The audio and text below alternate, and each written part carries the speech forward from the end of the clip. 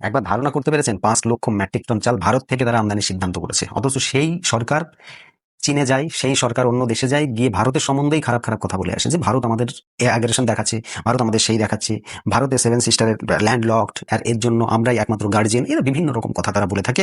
আমি তো এই বড় বড় যে সমস্ত রাঘব বোয়াল রয়েছে তাদের মুখের কথা বললাম, আর চুনোপুটি যারা রয়েছে তাদের কথা তো আমরা ছেড়েই দিচ্ছি। ওগুলো ছেড়ে না দিলে পারে তো অ্যাকচুয়ালি ভারতের সঙ্গে বাংলাদেশের সম্পর্ক রাখা উচিতই না। কি বলছে আরো দেখুন, এই মধ্যে বলছে যে এর মধ্যে 9টি প্যাকেজে মোট 4,50,000 মেট্রিক টন চাল আমদানি চুক্তি হয়েছে।